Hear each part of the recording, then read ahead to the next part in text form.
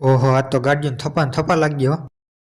તો કેમ છો મિત્રો? સ્વાગત છે તમારું બધાનું આજના આપણા નવા બ્લોગમાં. ને અત્યારે આપણે બ્લોગ ચાલુ કર્યો ને આજે આપણે ચેનલનો 55મો દિવસ ને આપણે સવારમાં જાગીએ ને કાયમીની જેમ આપણે વરરાજાનો ફોન આવી ગયો ને આવી ગયો વરરાજો ને આપણે નીકળી ગયા ગામમાં વસ્તુ લેવા માટે. નીકળી ગયા ગામમાં ને આજ તો રવિવાર હતો, બધી દુકાનો બંધ હતી. કીધું આપણે ખુલ્લી હોય તો સારું, આપણે વસ્તુ લેવાની દુકાન. આપણે પહોંચી ગયા હતા બારી લેવા માટે. કાલે આપણે જે દરવાજો લઈ ગયા હતા ને એ જ જગ્યાએ આવ્યા ને પછી જો વરરાજો જોવા મળ્યો. તો ફાઇનલી આપણે બે બારી લઈ લીધી ને બારી હોન્ડામાં લઈને નીકળી ગયા આપણે ઝેરોક્સ વાળાની. વરરાજાને કંઈક ઝેરોક્સ કરવાનું હતું, ઝેરોક્સ બેરોક્સ કરીને નીકળી ગયા ઘર તરફ. બપોરના વાગ્યે બેન માસિયાર ભાઈને થતું હતું મોડું કે હાલેલ માર ગાય કે જવું કે પછી હોન્ડામાં રાખી દીધી બે બારી. મોટા ભાઈ જો જાય છે હોન્ડામાં બારી લઈને. હાલના વાગ્યે 9 ને આપણે ઇમરજન્સી ફોન આવી ગયો તો કાંઈ કોટ પહેરી નીકળું જો ફટાફટ કોટ પહેલે તો ગાયકા નીકળું જો હાલો નીકળી ગયા. આપણું હોન્ડા ગેટે રાખીને આપણે નીકળી ગયા એસપી લઈને. ફાઇનલી પહોંચી ગયા આપણે ઇમરજન્સી કામે. આપણે ગામડે તક ભાઈ હતા એને કરાવવાનો હતો નાસ્તો બાસ્તો કરાવતો હતો બાકી ખબર ને હાલો હવે એને મૂકી આવી. આપણે ભાઈ આવ્યા હતા ફેરો લઈને એના ગાડી પાસે ઉતારી દીધા ને ભાઈ ગાડીઓની લાઈન તો જો જ્યાં સુધી નજર પોકે ત્યાં સુધી નકરી ફોરેલું દેખાય. બીજું તમને કઈ દેખાય વીઘાની જમીનમાં તો ખાલી પાર્કિંગ જ હતું. તો વિચાર કરો એ પ્રસંગ કેવડો મોટો હોય છે. આપણે પહોંચી ગયા પંપે. આપણે એસપી થઈ ગઈ થઈ છે પછી એસપી ને પુરાવી દીધું પેટ્રોલ ને આપણે આવી ગયા આપણે બેઠક. જો આજ તો બેઠક બદલાવ નહીં જો રાતના વાગ્યે ગયા ને આપણે બેઠક પૂરી કરીને આપણે નીકળી ગયા ઘર તરફ ને પહોંચી ગયા ઘર. આજ માટે આટલું જ બ્લોગને આપણે કરીએ મળીએ હવારમાં નેક્સ્ટ બ્લોગ વિડીયોમાં. Thank you for watching.